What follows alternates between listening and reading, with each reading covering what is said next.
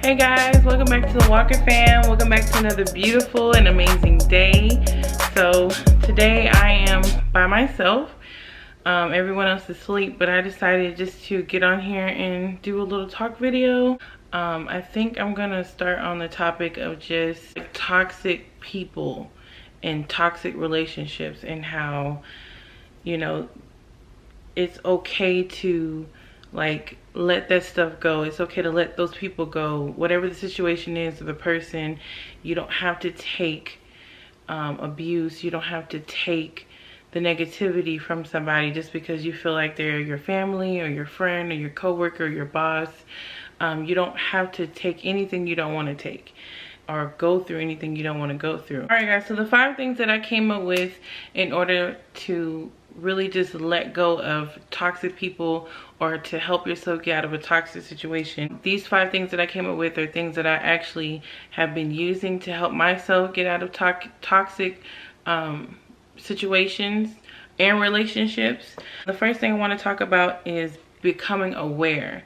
So I think it's important for you to make sure that you are aware of the person or the situation that you're in, and making sure that it's a positive situation, or someone that you're around is giving you good energy. Whereas you being in a situation or around a person where you're not feeling that good vibes and that support and love, and or either they're coming off, you know, in a way where you're throwing it away, like, oh, that's okay, that's how we talk to each other, that's how we are, we're friends, or that's my mom, or that's my dad, you know, I can't throw them away. Like, you know, it's okay the way they talk to me, it's okay the way they make me feel. Maybe I'm just being overly sensitive. Just little things you try to tell yourself to cover up for what they are truly presenting to you, which is negativity, toxic, hate, all under disguise, you know. Well, not a disguise, but at the same time they're trying to portray themselves as being a loving, caring person, but really you feel it. It's a sense within yourself. You know that it's not coming from a good place. So becoming aware of your surroundings, making sure that people are in your lives genuinely love you, genuinely support you, genuinely are there for you, rather than you just sitting around making excuses for them because you feel like you have to. You don't have to take anything. You don't have to make excuses for anyone. So that's the number one thing that I did. I had to become aware. Is this person really genuinely caring about me? Do they really love me? Or are they just making me feel like they do in order to put up a disguise, to trick me into thinking this way, and that way I can do what they want me to do, or I can stay in my place and not speak up and not use my voice, and they have more power over me, which means they can control my emotions. So you definitely don't want that. The second thing I came up with is choosing where your attention goes, choosing where your energy goes to. So you have to really take a step back and say, you know, if this person is really worth me crying over or getting upset with, or is my energy more important to keep to myself, to put into something that's more positive, me maybe writing or reading, or, you know, doing YouTube videos, whatever you want to do, like making sure that you're putting your energy into what you want it to go into, rather than what they're trying to take from you. Making sure that no one has control over your emotions, because once they have control over your emotions, it's a done deal. Like, they can easily pull you and push you anywhere they want to. So you really got to make sure you take back your control, take back your emotions. You're in control of that. No one else is. And once you have that set in within yourself, then you'll know that, okay, I don't have to pay attention to this. I don't have to give this my energy. Let them go ahead about their day, be upset, talk mess, whatever they may want to do. It doesn't matter. It doesn't have to affect you.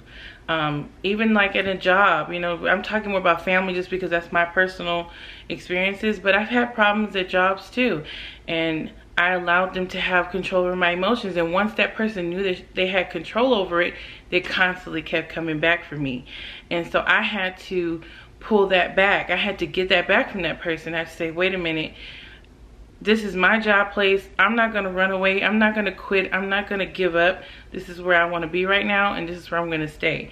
And I held my ground. I took back my power, and to this day, like, I have no problems, no issues, because I went above the drama and the negativity, which comes into the third strategy that I use when trying to get over or get out of a toxic situation or get away from a toxic person, which is rising above the negativity. I think if you take yourself out the situation, instead of you trying to change that person or to change that situation, you need to take yourself out of it.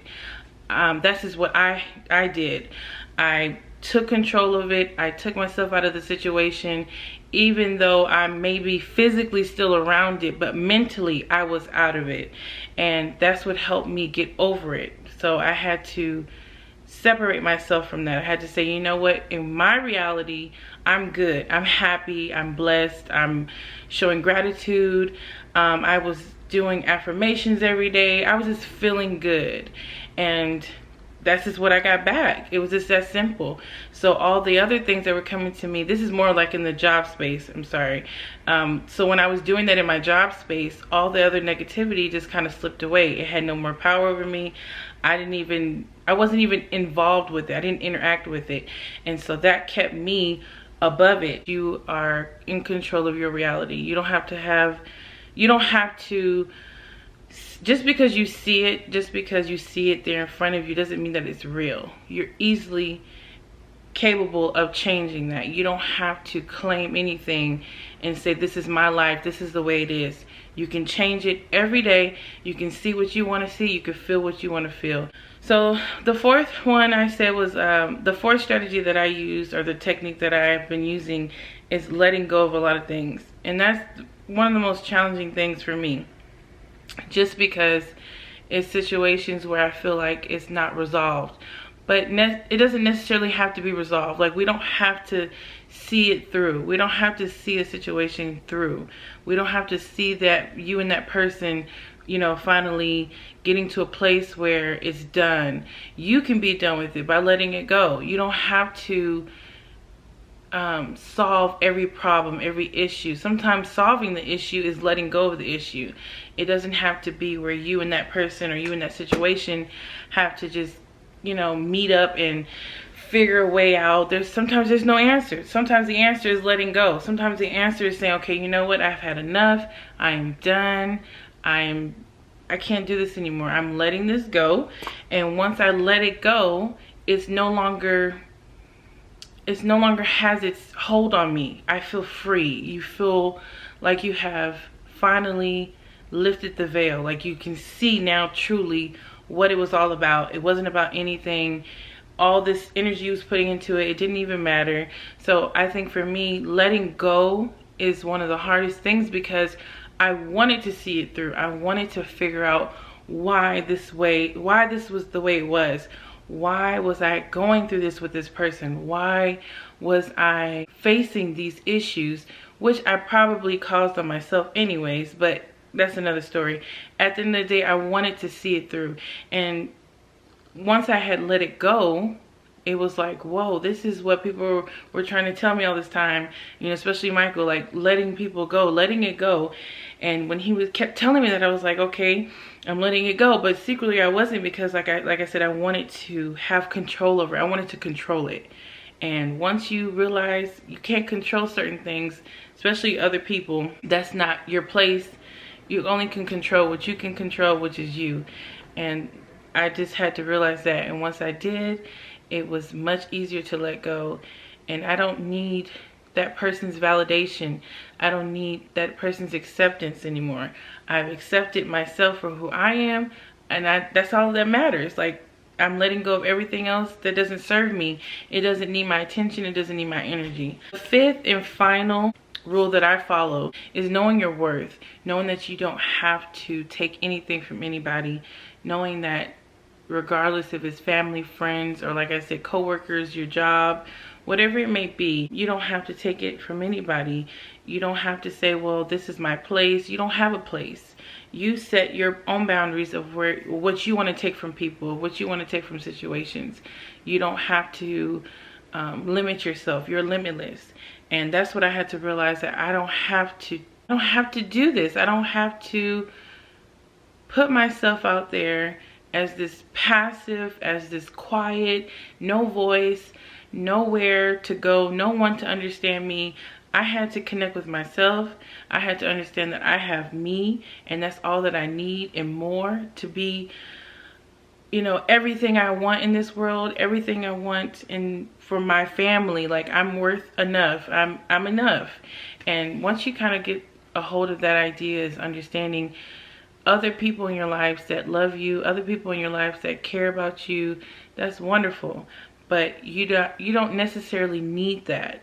All you need is your own self, and you need your own love, self-love, which is very important to have. That goes back to a lot of other situations with toxic relationships and toxic environments, is when you don't love yourself. Obviously, you have some type of blockage, or you're not building that self-love, because if you had it, you wouldn't be so easily attracting bad energy or negative energy or bad situations. You wouldn't have that type of attraction. And when like I said, when I started to realize that, like, it's a daily thing. Like, you have to work on yourself every day. You have to constantly build that up. It's not necessarily about your self-esteem. It's literally the love you have for yourself. It's not the physical. It's so much deeper than that. You have to really love yourself within. And so I'm working on that, and it's a big change, but I know that this is something that I have been missing for a long time, and I am embracing it. And while I'm doing that, I'm starting to see the changes. I'm starting to see, wow, this is what was missing, was my love for myself, and not necessarily wanting other people to love me, to fill up this void and fill up this space where it's not their place to do. It was my place to do. So make sure that you know your worth. Make sure you love yourself unconditionally. Know that there's only one you. You know, you're only here as who you are right now today. So do you really want to live your life surrounded by negative, toxic people or situations where it doesn't make you happy? Or do you want to wake up and say, hey, I'm happy to be here. Things are challenging. Things are, you know, they're obstacles in the way, but I'm going to face them, and I'm going to challenge them, and I'm going to make it through, and I'm going to enjoy the ride. That's what I'm trying to do. And I hope that these 5 steps help you guys as well.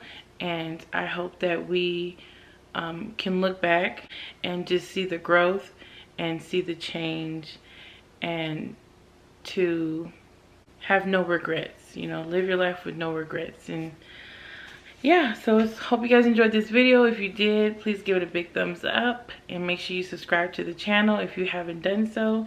I appreciate you guys watching this video. I love you all, and have a good night. Peace.